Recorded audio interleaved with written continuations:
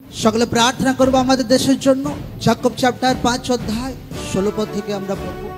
অতএব তোমরা একজন অন্যজনের কাছে পাপ স্বীকার করো এবং একজন অন্যজনের নিমিত্ত প্রার্থনা করো যেন সুস্থ হইতে পারো। ধার্মিকের বিনতি কার্য সাধনে মহাশক্তিযুক্ত। मतलब বাইবেল বলতে চাইছে ধার্মিক ব্যক্তি প্রার্থনার প্রভাব দ্বারা অনেক কিছু পরিবর্তন হতে পারে প্রভু যিশু জীবিত নামে। লোকরা প্রার্থনা করুক আমাদের দেশের জন্য। হাত को उठा বলে প্রভু তোমার বাক্যতে লেখা আছে তুমি যে দেশে বাস করো সেই দেশের জন্য প্রার্থনা করো যেন সুখ আর শান্তিতে জীবনকে কাটাতে পারো। প্রভু প্রার্থনা করে আমাদের দেশকে তোমার হাতে রাখে পিতা। আমাদের দেশকে প্রভু যিশু রক্ততে লুকিয়ে রাখে প্রভু। আমাদের দেশকে প্রভু দেশের সেনা বাহিনীকে প্রভু দেশের আর্মিকে প্রভু এক একটা আর্মিকে প্রভু प्रभु यीशु रक्तते लुकिए रखे प्रभु।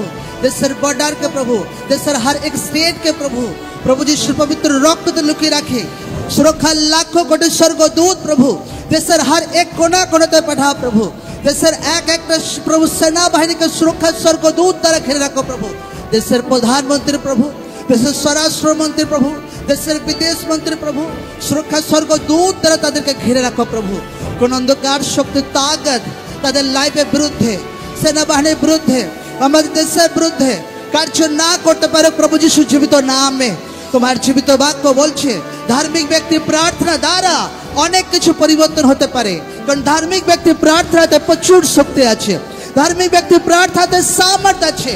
এখন ধার্মিক ব্যক্তিরা প্রার্থনা করছে প্রভু যিশু জীবিত নামে। প্রভু তোমার বাক্য বলছে যা কিছু পৃথিবীতে বাঁধবে সেটা স্বর্গে বাঁধা হবে, যা কিছু পৃথিবীতে খুলবে স্বর্গে খোলা হবে। প্রভু प्रार्थना करी स्वर्ग থেকে তোমার দয়াকে এই দেশের জন্য দাও প্রভু। প্রভু তোমার অনুগ্রহকে দাও প্রভু। দয়া করো প্রভু, দয়া করো প্রভু, দয়া করো প্রভু।